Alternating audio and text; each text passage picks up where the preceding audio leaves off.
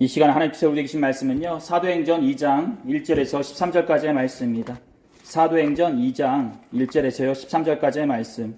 제가 가지고 있는 성경책으로는 신약성경 188쪽입니다.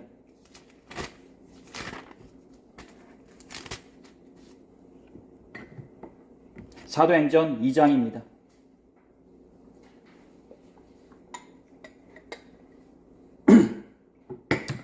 1절부터 13절까지의 말씀. 다 찾으신 줄 믿고요. 제가 한 절 읽고 여러분 한 절 읽다가 마지막 13절은요. 다 같이 읽도록 하겠습니다. 오순절 날이 이미 이름에 그들이 다 같이 한 곳에 모였더니 우연히 하늘로부터 급하고 강한 바람 같은 소리가 있어 그들이 앉은 온 집에 가득하며 마치 불의 혀처럼 갈라지는 것들이 그들에게 보여 각 사람 위에 하나씩 임하여 있더니 그들이 다 성령의 충만함을 받고 성령이 말하게 하심을 따라 다른 언어들로 말하기를 시작하니라. 그때 경건한 유대인들이 천하 각국으로부터 와서 예루살렘에 머물러 있더니 이 소리가 남에 큰 무리가 모여 각각 자기의 방언으로 제자들이 말하는 것을 듣고 수동하여 다 놀라 신기하게 여겨 이들의 보라 이 말하는 사람들이 다 갈릴리 사람이 아니냐. 우리 각 사람이 나는 곧 방언으로 듣게 되는 것이 어찌이냐. 우리는 바데인과 메데인과 엘람인과 또 메소보다미아 유대와 갑바도기아 본도와 아시아 프루기아와 밤빌리아 애국과 및 구레네에 가까운 리비아 여러 지방에 사는 사람들과 로마로부터 온 나그네 곧 유대인과 유대교에 들어온 사람들과 그레테인과 아라비아인들이라 우리가 다 우리의 각 언어로 하나님의 큰 일을 말함을 듣는도다 하고 다 놀라며 당황하여 서로 이르되 이 어찌된 일이냐 하며 또 어떤 이들은 조롱하여 이들의 그들이 세술에 취하였다 하더라. 아멘. 오늘은 여러분들과 하나님의 역사하심 가운데 거슬리는 자들도 있다라는 제목으로 다 같이 하나님의 말씀 나누고 하겠습니다. 우리 말씀 나누기 전에 앞뒤 좌우로 마음과 정성을 모아서요 예수님의 이름으로 축복의 인사 나누도록 하겠습니다. 예수님의 이름으로 사랑하고 축복합니다. 예수님의 이름으로 사랑하고 축복합니다. 말씀 나누고 하겠습니다. 예수께서 승천하시고 제자들은 모여 기도하는 가운데 속에 유다를 대신하여 마띠아를 새로운 사도로서 선출하게 됩니다.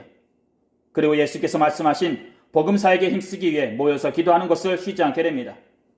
본문 1절에서는 오순절이 되어 제자들이 한 곳에 모두 모였습니다라고 나와 있는데 이는 제자들이 쉬지 않고 계속적으로 다락방에 모여 기도했다는 것을 말해준다 볼 수 있을 것입니다. 본문에서 얘기하고 있는 오순절이라고 하면요 순수 우리말로서 다섯을 가리키는 오와 열을 가리키는 순을 결합시켜 50일째 되는 절기란 뜻으로 이 오순절은 칠칠절 혹은 맥추절이라고 부르곤 한다 볼 수 있을 것입니다. 여기서 칠칠절을 헬라어로 번역한 것을 다시 우리말로 번역하는 가운데 속에 오순절이라는 단어로 기록되어졌다 볼 수 있을 것입니다. 이 오순절은요 6월절 후 첫 안식일 다음 날로부터 7주 후인 그 다음 날을 계산하여 지키는 날로서 6월절로부터 50일째가 되는 날이라 볼 수 있을 것입니다. 그리고 또한 예수께서 부활하신 날로부터 49일째가 되는 날이라 볼 수 있을 것입니다. 이 칠칠절은요 40년 광야 생활 동안 만나와 매출하기로 연명하던 이스라엘 백성들이 가나안 땅에서 첫 곡식을 수확함에 대해 감사하는 날로서 이날 유대인들은 보리로 떡을 만들어 여호와께 첫 소제로 드리며 예배를 드렸다 볼 수 있을 것입니다. 그리고 또한 한편으로는요 6월절이 이스라엘 백성들이 애굽으로부터의 자유를 얻은 날을 기념하는 절기였다면 칠칠절은 이스라엘 백성들이 하나님께서 약속하신 가나안 땅에 들어가게 된 것을 기념하는 절기로서 광야 생활을 청산하고 하나님께서 주신 약속의 땅에서 하나님의 백성으로서의 새로운 시작을 기념하는 의미가 숨겨져 있기도 하다 볼 수 있을 것입니다. 즉 이어서 말씀을 나누겠지만 이스라엘 백성들이 하나님께서 주신 약속의 땅에서 하나님의 백성으로서 새로운 시작을 기념하는 날에 성령의 강림으로 성도로서 새롭게 변화되어지게 되었던 것입니다. 즉 이스라엘 백성들이 하나님께서 주신 약속의 땅으로 들어감으로 하나님의 백성으로서 새롭게 시작되었던 것처럼 그래서 그날을 기념하여 칠칠절이라 하였던 것처럼 그 칠칠절에 성령의 강림으로 성도로서 새롭게 시작되어지게 되었던 것입니다.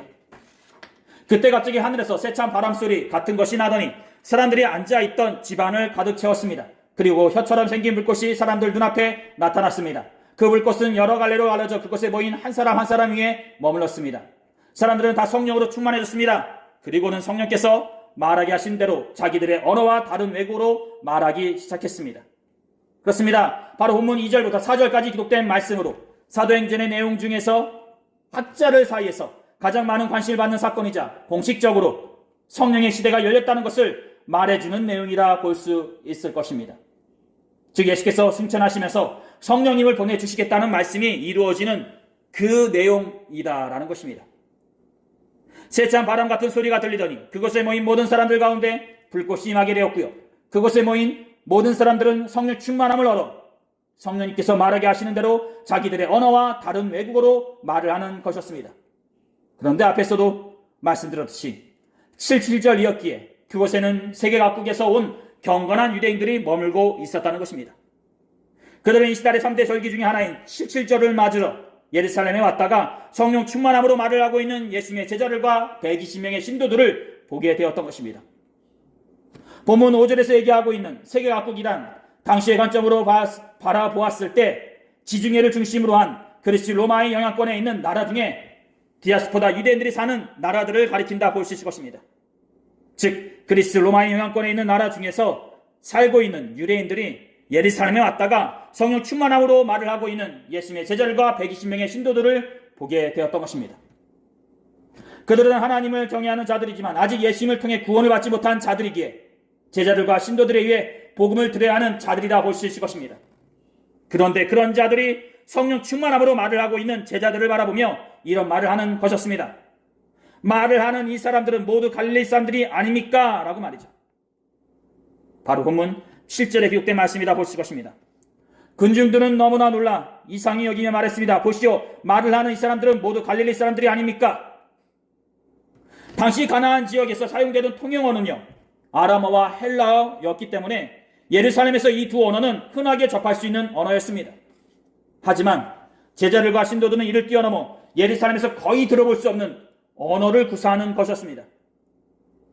본문 7절에서 얘기하고 있는 갈릴리 사람들이 아닙니까? 라고 묻는 내용은요, 바로 이 갈릴리 사람들의 억양과 교육 수준을 반영하는 내용이라 볼 수 있을 것입니다. 즉 갈릴리 사람들은 교육 수준이 낮은데 세계 각지에서 온 자신들이 그들이 지금 하고 있는 언어를 알아듣고 있으니 이에 놀라서 하는 말이다라는 것입니다.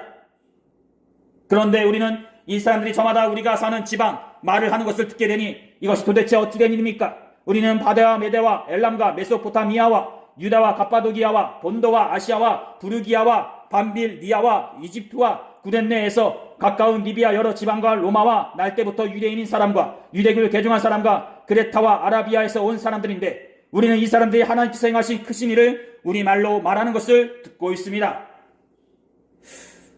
그렇습니다. 바로 본문 8절부터 11절까지 기록된 말씀이라 볼 수 있는데요. 이 내용에 기록된 나라들은 지역적으로 바데와 로마를 제외하고는 동쪽에서부터 서쪽으로 이동하고 있다 볼 수 있을 것입니다. 그리고 또한 바데는요, 당시 동쪽의 최고 권력이라 볼 수 있고요, 로마는 서쪽의 최고 권력이라 말씀드릴 수 있을 것입니다. 그런데 그 많은 나라들과 당시의 최고의 권력을 가진 나라의 언어로 제자들과 신도들이 말을 하였던 것입니다. 즉 제자들과 신도들을 통해 세계 각국 끝의 언어로 하나님의 위대하심이 선포되어지고 있었던 것입니다. 그렇습니다. 이는 놀라운 하나님의 역사하심의 사건이라 볼 수 있고요, 하나님의 위대하심이 만천에 선포되는 사건이었다 볼 수 있을 것입니다. 즉 현재 우리의 관점에서 보게 된다면 교회 내에서 크나큰 제목을 가지고 기도하는 가운데 속에 성령의 역사하심으로 크나큰 일들이 벌어지는 그 상황이었다라는 것입니다. 사랑하는 여러분,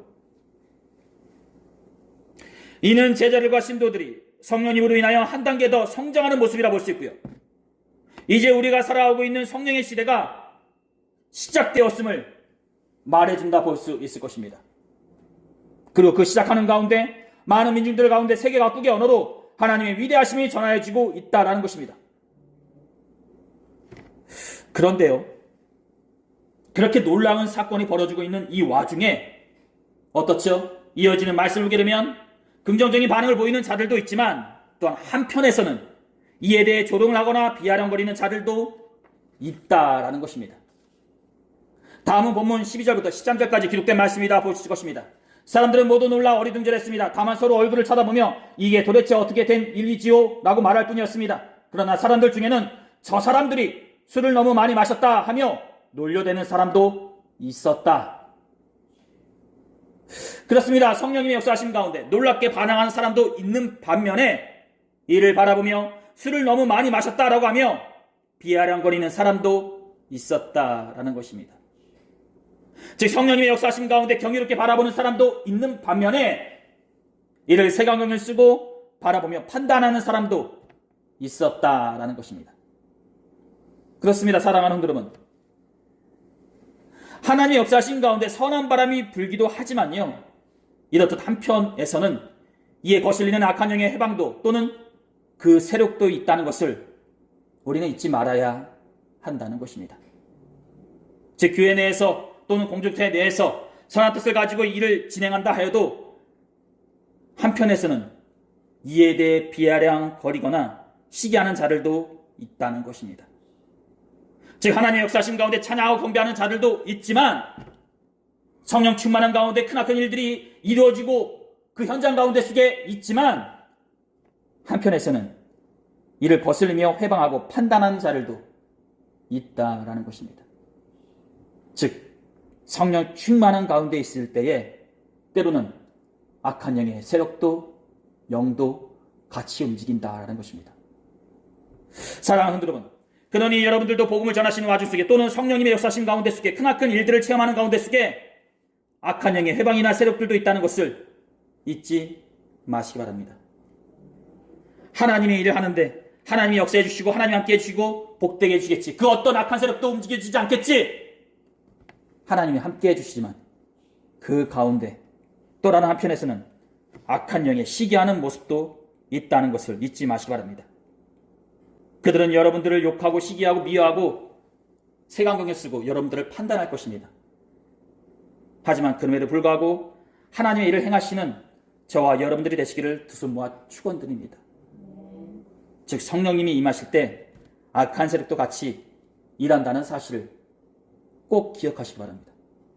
오늘 하나님께서 우리에게 주신 말씀은 여기까지입니다. 기도하시겠습니다. 귀하시 복되신 우리 하나님 아버지, 오늘 우리는 77절날 성령님의 강림으로 세계가 바꾸게 언어로서 말을 하는 예수님의 제자들과 신도들을 나눠보았습니다. 그들이 성령님의 역사하심으로 세계가 바꾸게 언어로 하나님의 위대하심을 전할 때에 한편에서는 놀랍게 바라보는 자들도 있었지만 이에 술을 너무 많이 마셨다라고 하며 비아냥거리는 자들도 있었듯이 현재를 살아가는 우리를 또한 하나님의 일을 행할 때에 비아냥거리거나 조롱하는 자들도 있다는 것을 잊지 않게 하시고 그럼에도 불구하고 성령님과 함께 큰 일을 행하고 있다는 것을 잊지 않고 나아가게 하여 주시옵소서.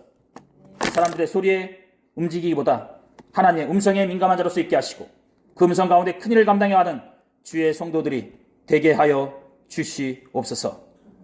감사드리며 이 모든 기도를 우리 주 예수 그리스도의 이름으로 간절히 기도 들었사옵나이다. 아멘.